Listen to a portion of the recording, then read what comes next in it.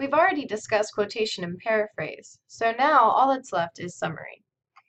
Again, with all of these, make sure that you're checking your APA and tracking your sources.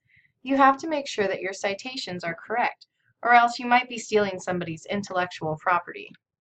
When we discussed paraphrase, we talked about some of the traps that you can fall into when you're not used to trying it. When you summarize, those traps aren't as prevalent, although you do follow similar steps to paraphrasing.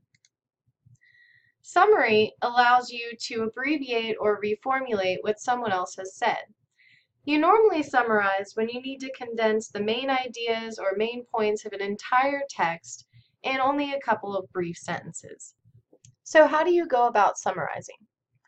Once again, you start by reading the source material carefully and making sure that you truly understand what a source is saying. I find it helpful to outline the article and go paragraph by paragraph to make sure that I understand and have noted all of the major points. Once you've done this, then you can attempt to summarize. You can write a first draft of the summary without looking at the original. Again, it's hard to say something a different way when you're looking at the way that somebody else has said it. Although you already know that citation is important, you might have forgotten that you should start your summary with a clear identification of the work that you're summarizing.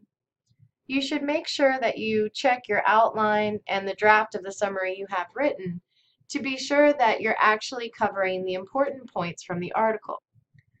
While drafting your summary, you should make sure that you use attribution phrases, such as the author claims or the article suggests, to remind your audience that you're using summary techniques to condense a large portion of source material.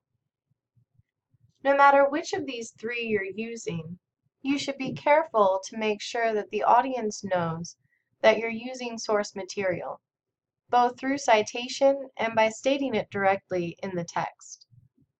Also, make sure that you use quotation, paraphrase, and summary selectively so that it has the biggest impact on your paper.